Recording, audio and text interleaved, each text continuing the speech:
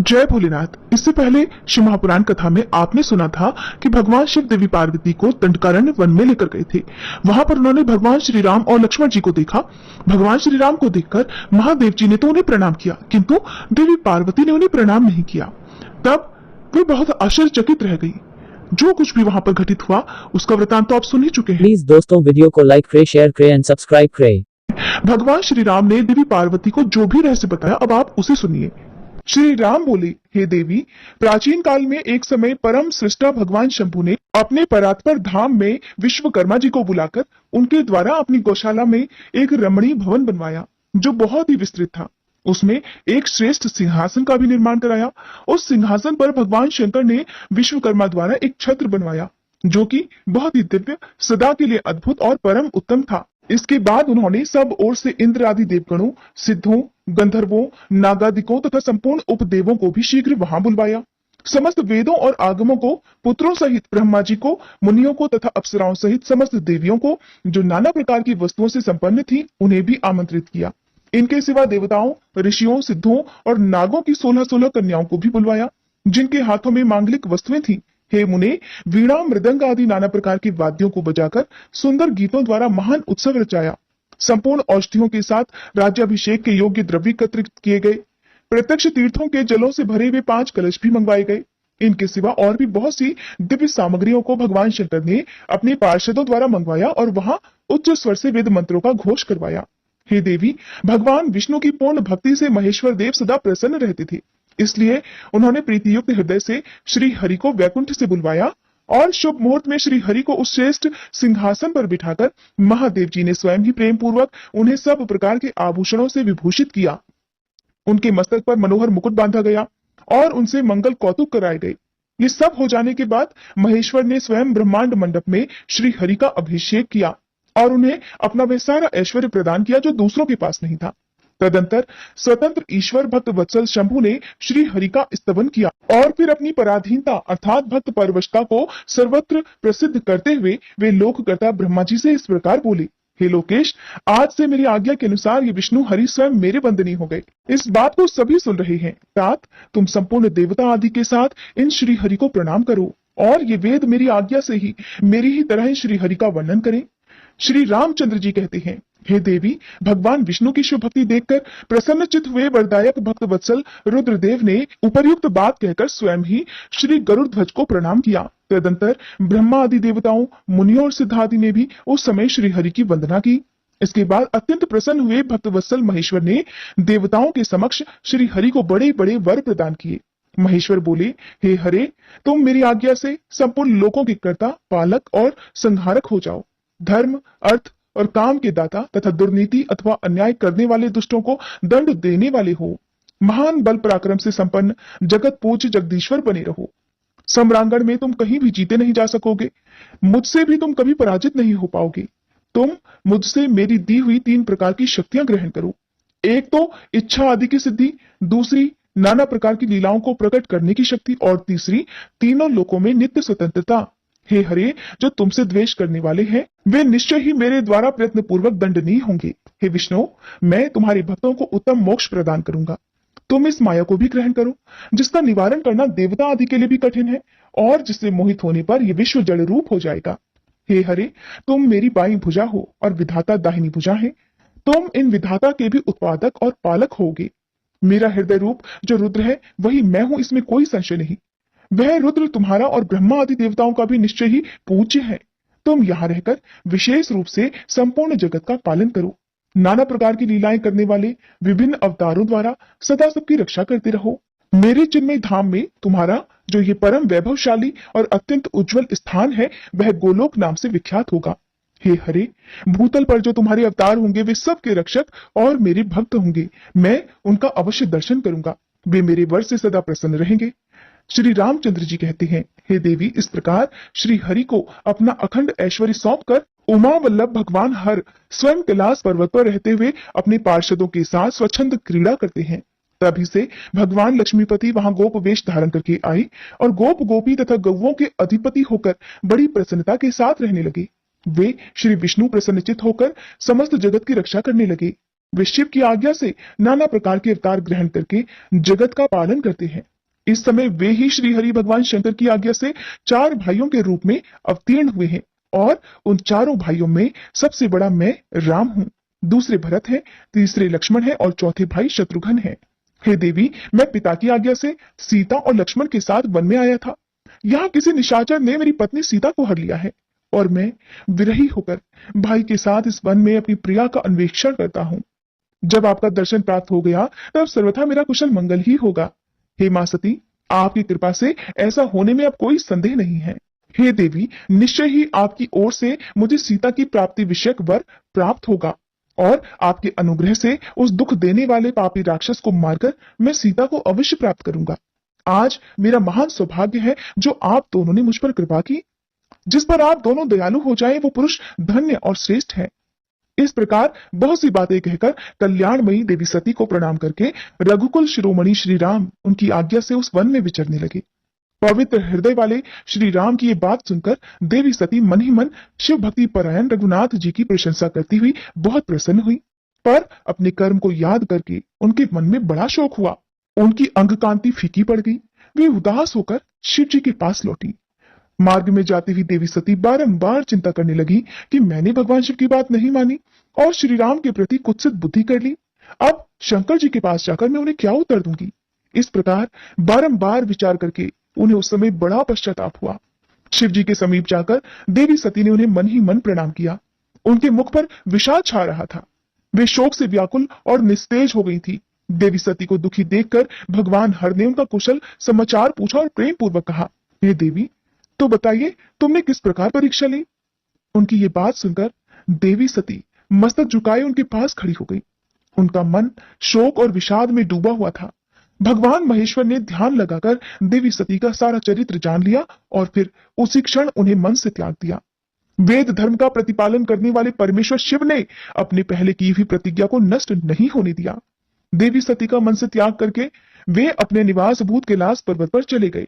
मार्ग में महेश्वर और सती को सुनाते हुए आकाशवाणी हुई, हे परमेश्वर, तुम धन्य हो और तुम्हारी ये प्रतिज्ञा भी धन्य है। तीनों लोकों में तुम्हारे जैसा महायोगी और महाप्रभु दूसरा कोई नहीं है।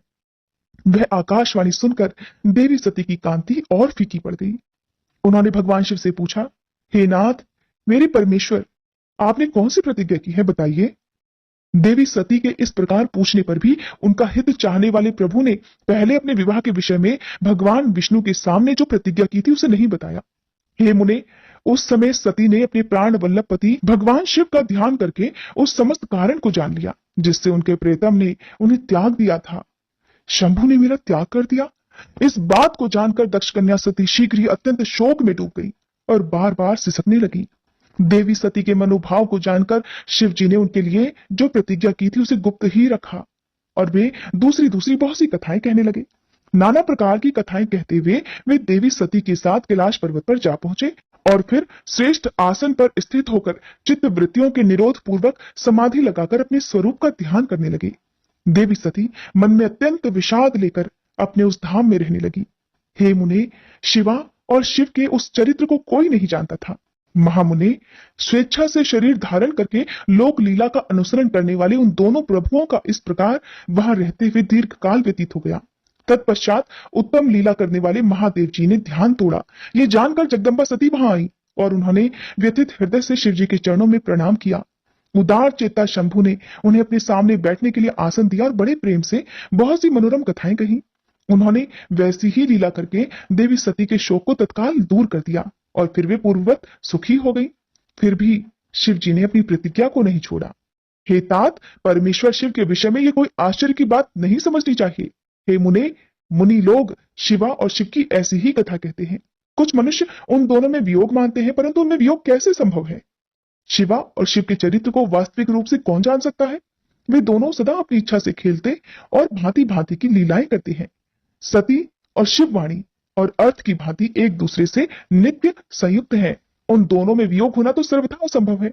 उनकी इच्छा से ही उनमें लीला वियोग हो सकता है। श्री ब्रह्मा जी कहते हैं, हे नारद, पूर्व काल में समस्त महात्मा मुनि प्रयाग में एकत्रित हुए थे। वहां सम्मिलित हुए उन सब महात्माओं का विधि विधान से एक बहुत बड़ा यज्ञ हुआ। उस यज्ञ में सनकादि सिद्धगण, देवर्षि, प्रजापति, देवता तथा ब्रह्म का साक्षात्कार करने वाले ज्ञानी मुनि भी पधारे थे। मैं भी मूर्तिमान महातेजस्वी निगमों और आगमों से युक्त होकर सपरिवार वहां गया था। अनेक प्रकार के उत्सवों के साथ वहां उनका विचित्र समाज जुटा हुआ था। नाना शास्त्रों के संबंध में ज्ञान चर्चा और वाद विवाद हो रहे थे। हे मुने, उसी अवसर पर सती तथा पार्षदों के साथ त्रिलोक हितकारी, सृष्टिकर्ता और सबके स्वामी भगवान रुद्र भी वहां आ पहुंचे। भगवान शिव को आया हुआ देख संपूर्ण देवताओं, सिद्धों तथा मुनियों और मैंने भी भक्ति भाव से उन्हें प्रणाम किया और उनकी स्तुति की। फिर शिव जी की आज्ञा पाकर सभी लोग प्रसन्नता पूर्वक यथा स्थान बैठ गए। भगवान का दर्शन पाकर सभी लोग संतुष्ट थे और अपने सौभाग्य की सराहना करते थे। इसी बीच में प्रजापतियों के भी पति प्रभु दक्ष, जो कि बड़े तेजस्वी थे, अकस्मात घूमते हुए प्रसन्नता पूर्वक वहां आए। वे मुझे प्रणाम करके मेरी आज्ञा लेकर वहां बैठे। दक्ष उन दिनों समस्त ब्रह्मांड के अधिपति बनाए गए थे, अतएव सभी के द्वारा सम्मानित थे, परंतु अपने इस गौरवपूर्ण पद को लेकर उनके मन में बड़ा अहंकार था। क्योंकि वे तत्व ज्ञान से शून्य थे, उस समय समस्त देवर्षियों ने नतमस्तक होकर स्तुति और प्रणाम के द्वारा दोनों हाथ जोड़कर उत्तम तेजस्वी दक्ष का आदर सत्कार किया। परंतु जो नाना प्रकार के लीला विहार करने वाले, सभी के स्वामी और उत्कृष्ट लीलाकारी स्वतंत्र परमेश्वर हैं, उन महेश्वर ने उस समय दक्ष को मस्तक नहीं झुकाया। वे अपने आसन पर बैठे ही रह गए और खड़े होकर बाकी सभी की तरह उन्होंने दक्ष का स्वागत भी नहीं किया। महादेव जी को वहां मस्तक झुकाते न देखकर मेरे पुत्र प्रजापति दक्ष मन ही मन बड़े अप्रसन्न हो गए। उन्हें रुद्र पर सहसा क्रोध हो आया और विज्ञान शून्य तथा महा अहंकारी होने के कारण महाप्रभु रुद्र को क्रूर दृष्टि से देखकर सभी को सुनाते हुए बड़े ऊंचे स्वर से कहने लगे, ये सब देवता, असुर, श्रेष्ठ, ब्राह्मण तथा ऋषि मुझे विशेष रूप से मस्तक झुकाते हैं, परंतु वे जो प्रेतों और पिशाचों से घिरा हुआ महामनस्वी बनकर बैठा हुआ है, वह दुष्ट मनुष्यों के समान क्यों मुझे प्रणाम नहीं करता? शमशान में निवास करने वाला ये निर्लज जो मुझे इस समय प्रणाम नहीं करता, इसका क्या कारण है? इसके वेदोक्त कर्म लुप्त हो गए हैं। ये भूतों और पिशाचों से सेवित होकर मतवाला बना फिरता है और शास्त्रीय विधि की अवहेलना करके नीति मार्ग को सदा कलंकित किया करता है। इसके साथ रहने वाले या इसका अनुसरण करने वाले लोग पाखंडी, दुष्ट, पापाचारी तथा ब्राह्मण को देखकर उद्दंडता पूर्वक उसकी निंदा करने वाले होते हैं। ये स्वयं ही स्त्री में आसक्त रहने वाला तथा रतिक कर्मों में ही दक्ष है, अतः मैं इसे शाप देने को तैयार हुआ हूं। ये रुद्र चारों वर्णों से पृथक और कुरूप है, इसे यज्ञ से बहिष्कृत कर दिया जाए। ये शमशान में निवास करने वाला तथा उत्तम कुल और जन्म से हीन है, इसलिए देवताओं के साथ ये यज्ञ में कभी भाग न पाए। श्री ब्रह्मा जी कहते हैं, हे नारद, दक्ष की कही हुई ये बात सुनकर भृगु आदि बहुत से महर्षि रुद्रदेव को दुष्ट मानकर देवताओं के साथ उनकी निंदा करने लगे। दक्ष की बात सुनकर नंदी को बड़ा रोष हुआ। उनके नेत्र चंचल हो उठे और वे दक्ष को शाप देने के विचार से तुरंत उठ खड़े हुए। तब नंदीश्वर ने कहा, अरे अरे महामूढ़, दुष्ट बुद्धि शठ दक्ष, तूने मेरे स्वामी महेश्वर को यज्ञ से बहिष्कृत क्यों कर दिया? जिनके स्मरण मात्र से यज्ञ सफल और तीर्थ पवित्र हो जाते हैं, उन्हीं महादेव जी को तूने श्राप कैसे दे दिया?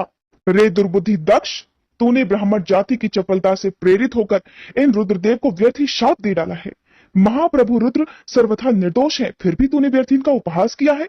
हे ब्राह्मणाधम, जिन्होंने इस जगत की सृष्टि की, जो इसका पालन करते हैं और अंत में जिनके द्वारा इसका संहार होगा, उन्हीं इन महेश्वर रूप को तूने श्राप कैसे दे दिया? नंदी के इस प्रकार फटकारने पर प्रजापति दक्ष रोष से आग बबूला हो गए और उन्हें श्राप देते हुए बोले, अरे रुद्रगणों, तुम सब लोग वेद से बहिष्कृत हो जाओ, वैदिक मार्ग से भ्रष्ट तथा महर्षियों द्वारा परित्यक्त होकर पाखंडवाद में लग जाओ और शिष्टाचार से दूर रहो। सिर पर जटाजूट और शरीर में भस्म और हड्डियों के आभूषण धारण करके मद्यपान में आसक्त रहो। जब दक्ष ने शिव के पार्षदों को इस प्रकार शाप दे डाला, तब उस शाप को सुनकर शिव जी के प्रिय भक्त नंदी अत्यंत रोष के वशीभूत हो गए। शिलाद पुत्र नंदी भगवान शिव के प्रिय पार्षद और तेजस्वी माने जाते हैं। वे गर्व से भरे हुए महादुष्ट दक्ष को तत्काल इस प्रकार उत्तर देने लगे। नंदीश्वर ने कहा, अरे शठ दुर्बुद्धि दक्ष, तुझे शिव के तत्व का बिल्कुल ज्ञान नहीं है, अतः तूने शिव के पार्षदों को व्यर्थ ही श्राप दिया है। हे अहंकारी दक्ष, जिनके चित्त में दुष्टता भरी है, उन भृगु आदि ने भी ब्राह्मण तत्व के अभिमान में आकर महाप्रभु महेश्वर का उपहास किया है। अतः यहाँ जो भगवान रुद्र से विमुख तुझ जैसे दुष्ट ब्राह्मण विद्यमान है, उनको मैं रुद्र तेज के प्रभाव से ही श्राप दे रहा हूं। तुझ जैसे ब्राह्मण कर्मफल के प्रशंसक वेदवाद में फंसकर वेद के तत्व ज्ञान से शून्य हो जाएं। वे ब्राह्मण सदा भोगों में तन्मय रहकर स्वर्ग को ही सबसे बड़ा पुरुषार्थ मानते हुए स्वर्ग से बढ़कर दूसरी कोई वस्तु नहीं है ऐसा ही कहते रहे और क्रोध, लोभ तथा मद से युक्त होकर निर्लज्ज भिक्षुक बने रहे। कितने ही ब्राह्मण वेद मार्ग को सामने रखकर शूद्रों का यज्ञ कराने वाले और दरिद्र होंगे, सदा दान लेने में ही लगे रहेंगे। दूषित दान ग्रहण करने के कारण वे सब के सब नरकगामी होंगे। रे दक्ष, उनमें से जो कुछ ब्राह्मण तो ब्रह्म राक्षस भी होंगे। जो परमेश्वर शिव को सामान्य देवता समझकर उनसे द्रोह करता है, वो दुष्ट बुद्धि वाला प्रजापति दक्ष तत्व ज्ञान से विमुख हो जाए। ये विषय सुख की इच्छा से, कामना रूपी कपट से युक्त धर्म वाले गृहस्थ आश्रम में आसक्त रहकर कर्मकांड का तथा कर्मफल की प्रशंसा करने वाले सनातन वेदवाद का ही विस्तार करता रहे। इसका आनंददायी मुख नष्ट हो जाए, ये आत्मज्ञान को भूलकर पशु के समान हो जाए और ये दक्ष कर्मभ्रष्ट होकर शीघ्र ही बकरे के मुख से युक्त हो जाए। इस प्रकार कुपित हुए नंदी ने जब ब्राह्मणों को और दक्ष ने महादेव जी को श्राप दे दिया, तब वहां पर महाहाकार मच गया। नारद, मैं वेदों का प्रतिपादक होने के कारण शिव तत्व को जानता हूं, इसलिए दक्ष का वह शाप सुनकर मैंने बारंबार उसकी तथा भृगु आदि ब्राह्मणों की भी निंदा की।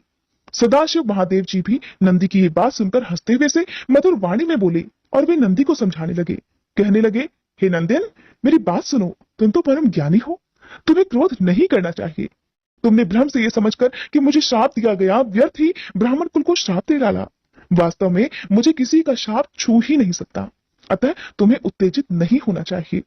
वेद मंत्राक्षरमय और सूक्तमय है, उसके प्रत्येक सूक्त में समस्त देहधारियों के आत्मा प्रतिष्ठित है, अतः उन मंत्रों के ज्ञाता नित्य आत्मवेता है, इसलिए तुम रोषवश उन्हें श्राप मत दो। किसी की बुद्धि कितनी ही दूषित क्यों ना हो, वो कभी वेदों को श्राप दे ही नहीं सकता। इस समय मुझे कोई श्राप नहीं मिला है, इस बात को तुम ठीक ठीक समझ लो। हे महामते, तुम सनकादि सिद्धों को भी तत्व ज्ञान का उपदेश देने वाले हो, अतः शांत हो जाओ। मैं ही यज्ञ हूं, मैं ही यज्ञ कर्म हूं, यज्ञों के अंगभूत समस्त उपकरण भी मैं ही हूं, यज्ञों की आत्मा भी मैं हूं, यज्ञ परायण यजमान भी मैं हूं और यज्ञ से बहिष्कृत भी मैं ही हूं। ये कौन, तुम कौन और वो कौन, वास्तव में सब मैं ही हूं। तुम अपनी बुद्धि से इस बात का विचार करो। तुमने ब्राह्मणों को व्यर्थ ही शाप दे डाला है।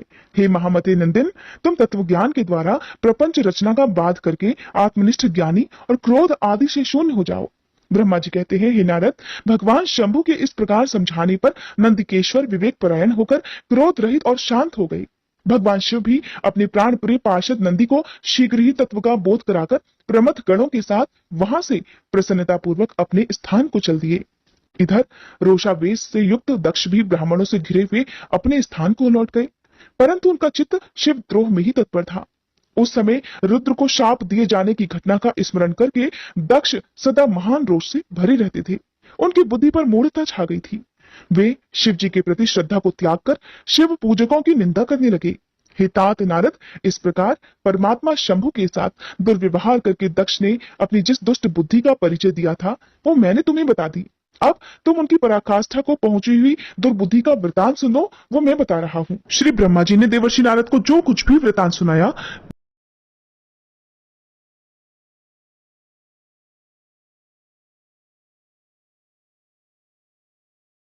इससे आगे की कथा अगले भाग में सुनिएगा। भाग नंबर 11 आज शाम को 4 बजे अपलोड हो जाएगा और वीडियो सपोर्ट करना, लाइक, शेयर और सब्सक्राइब तो कर ही देना प्लीज दोस्तों।